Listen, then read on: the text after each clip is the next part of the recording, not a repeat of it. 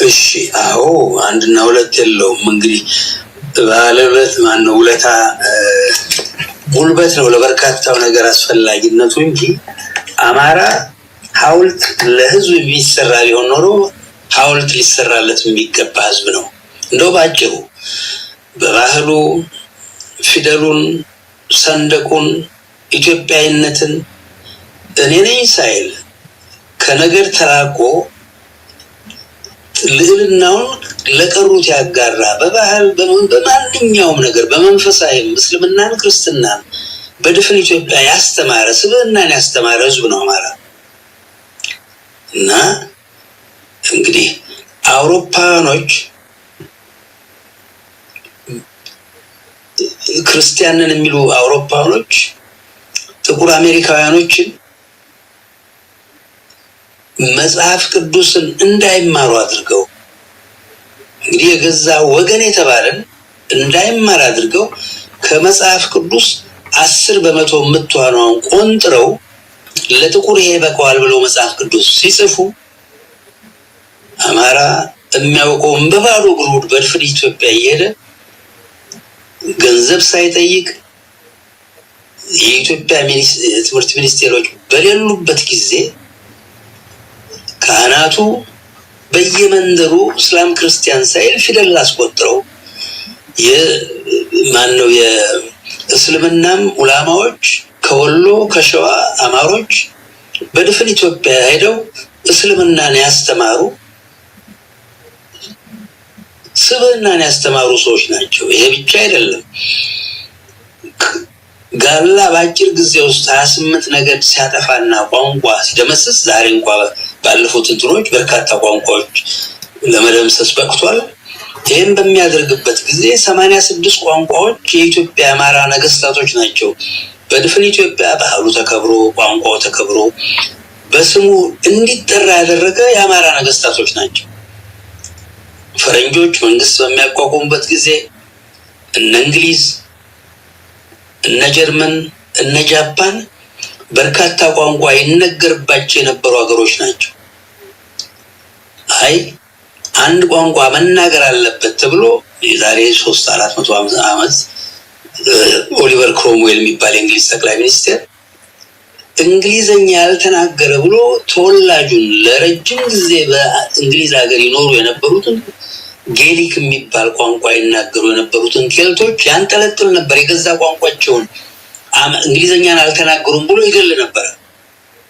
እነ ፈረንሳይ እስከ ቅርብ ጊዜ ድረስ ኖርማንስ የሚባሉ ከዚህ ከኖርዌይ ከስዊድን የመጡ ጸጉራቸው ነጫጭ የሆኑ ሰዎች ነበሩ። የገዛ ቋንቋቸውን ይናገሩ የነበሩ አትናገሩ እንኳን ወዲያ ብለው አንድ ቋንቋ እንዲናገሩ አድርገዋል። ጃፓንያን ነው በርካታ ሀገሮች ይህን አድርገዋል። እነ ታንዛኒያ የታንዛኒያ መሪ የነበረው ፕሬዚዳንት ኒሬሬ ከ40 ቋንቋዎች በላይ ነበር ይነገር የነበረው። አይ ለሀገር እድገት አንድ ቋንቋ ያስፈልገናል ብለው ኪስዋሂሊ የሚባል ቋንቋ በአገሪቷ መስርተው ዛሬ እንደ ቅዱስ ነው የሚታየው። አንድ ቋንቋ እናገረን ተብሎ አማርኛን የገዛ ቋንቋቸውን አክብሮ አማርኛም ባስተማረ በጋላና በወያኔ ትግሬ አማራ ይወቀሳል። ዛሬ የነሱ መውቀስ ሳይሆን የሞተው አማራ ይሄም ባደረኩልህ ማለት ሲገባው በዳይነት እንዲሰማው ተደርጓል። ይሄ ብቻ አይደለም። በኢትዮጵያ ጦርነቶች ውስጥ ታሪክ ውስጥ ኢትዮጵያን ከማንም በላይ ሊወዳደር በማይችል ደረጃ ኢትዮጵያን ማጽናት ብቻ ሳይሆን ማቆም ብቻ ሳይሆን ያቆማት ያጸናት አማራ ነው። በመጀመሪያው ጦርነት ከ23 ነው ከ24 የጦር አበጋዞች አንዱ ብቻ ነበር ሊያ የነበረው እንዳለ አማራ ነበር። አድዋ የቅርቡን ነው የምናገረው። የፈረንጆችን ሰነድ ነው የምጠቅሰው። አልበርቶ ሰባኪ የሚባል ሰውዬ በህይወት ያለ ነው። አሜሪካዊ ጣሊያናዊ ሙሶሎኒ አቢሲኒያ በሚለው መጽሐፉ ላይ በ1929 በእኛ አቆጣጠር ጠላት ኢትዮጵያን በወረረ በአመቱ መሆኑ ነው በደቡብና በምስራቅ ኢትዮጵያ ያሉትን አርበኞች ያስጠናል። እነማን ስንት ናቸው ተብሎ ወደ 25,000 ናቸው። የሰሜኑን አይደለም የቤጌምድር የወሎ የጎጃም ሸዋን ሳይጨምር ከ20 ከ5000 አርበኞች 23594 በመቶ አማራ ነው። 6% በቅድሚያ እንደውም ሲዳማ ነው ያለው። ሲዳማ፣ ጋላ፣ ጉራጌ ነው ያለው። 6% ነው ሌላው። 94% አማራ ነበር። በሁለተኛው ጦርነት ከ1 ሚሊዮን ህዝብ በላይ አልቋል ኢትዮጵያዊ። ከዛ 95% የሚሆነው አማራ ነበር። ሲማገድላት የነበረ መንግስቱ በፈጠረው አማራን ብረት አስፈትቶ ሶማሌ ኢትዮጵያን በምትወርበት ጊዜ ከቀረው ኢትዮጵያዊ ይጋዝ የነበረው ወታደር ሊቋቋም ስላልቻለ ከበጌምድር የአማራ ወጣት ነበር ተዋጊ አማራ ነው እየተባለ እየተመለመለ 100-200 ሺህ አማራ ነበር ይማገድ የነበረው። በኤርትራ በሶማሊያ በምን ያለቀው አማራ ነው። እንዲህ አድርጎ ባቆያት ሀገር ነው እንግዲህ ዛሬ አማራ በገዛ ሀገሩ በፈጠራት ሀገር ከማንም በላይ ትንባለባት ሀገር ለዚህ የበቃው እና ይሄ ብቻ አይደለም። በዓለም ላይ በህዳጣን ህዝብ ያለቀበት አማራ አጠገቡ አይደርስም። የጋላ ቁጥር አማራ ነው። ይሄ ሐሰት ፈጥሮ ጋላ የሚያወራው እንትን አይደለም። የአማራን ግማሽ አይሆንም ጋላ ቁጥሩ። በዓለም ላይ ግዙፍ ህዝብ ላይ ጦርነት ሲታወጅ የመጀመሪያው እኛ ነን።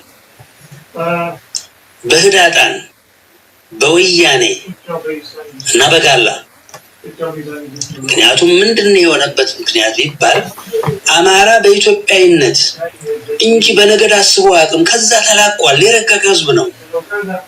ይሄ ፈረንጅ ኮስሞፖሊታን ይለዋል። የረቀቀ እንትን ነው እና በዛ አስቦ ስለማቅ አሁን አዲስ አበባ ነኝ ይላል። አዲስ አበባ ውስጥ አዲስ አበባን የቆረቆረ አማራ ነው። የኢትዮጵያን ከተሞች በሙሉ የቆረቆረ አማራ ነው። ዛሬ በትንሹ በወያኔ እንኳን ሂሳብ 67% የአዲስ አበባ ነዋሪ አማራ ነው። አዲስ አበባ ነኝ ጦርነቱ አማራ ላይ ነው እና አሁንም ጭምር ድረስ በርካታው አማራ ነኝ ማለት ኢትዮጵያን የበደለ ወይም ኢትዮጵያን የጠላ ይመስል ኢትዮጵያን የፈጠረ አማራ ነው። ስለዚህ ለአማራ ማሰብ ማለት ኢትዮጵያን ማትረፍ ነው። ይሄን ነው መገንዘብ ያለበት። አማራ ሲኖር ነው ኢትዮጵያ የምትኖር፣ የቀሩትም ኢትዮጵያኖች የሚኖሩት። ስለዚህ ተረባርቦ ለአማራ እንትን ማለት አማራ መሆንም ባላስፈለገ ማንም ኢትዮጵያ የምትገደው ለገዛ ለራሱ ብሎ በአማራው ትግል አስፈላጊውን አቋም ሊኖረው በተገባ ነበር እና አማራ ከዚህ የተላቀቀ ስለሆነ ከነገድ ከምን የተላቀቀ ስለሆነ አሁንም በአማርነት ባለፈው አንድ ፋኖ እንትን ሲናገር 1 ሚሊዮን እንኳን አማራ በፋኖ እንትን ውስጥ አልገባም ማለት እውነት ነው። በርካታው እኔም ማውቃቸው የገዛ ዘመዶቼ እና በአማራው እንትን በርካቶቹ ኢትዮጵያ የሆነን እንዴት ከዚህ የበለጠ ግብዝነትና ድንቁርና የለም። ኢትዮጵያን ለማትረፍ አማራ እስከዛሬ የሚያቆያት ያ ነው። ስለዚህ መሰረታዊ እንትን ነው። ለማንም ሊተዋት የሚገባ አይደለችም። ሀገሩ ከማንም በላይ የፈጠራት ከእግዚአብሔር ቀጥሎ አማራ ነው። ስለዚህ የፉክክር ቤት ሳይዘጋ ያድራል ሊባል አይገባም። አማራ እናት አባቱ ባቆሟት ሀገሩን ብቻ አይደለም ህልውናው ድረስ ጦር ሲታወጅበት ይህ የማይቀሰቅሰው ምን ሊቀሰቅሰው እንደሚችል እንጃ እና ባጭሩ አማራው በርካታ ህዝብ ሆኖ በዓለም ላይ የመጀመሪያው ነው በህዳጣን የዘር ፍጅት ሲታወጅበት እና ደግነቱ 50 ዓመት ፈጀ እየነቃ ነው። ዛሬ ፋኖ ደረሰበት ደረጃ ላይ ደርሷል። ለቀን ጉዳይ ነው። የአማራ ድል ለጥያቄ የሚገባም ጉዳይ አይደለም። ያ ሳይታለም የተፈታ ጉዳይ ነውና ያችን ልበል።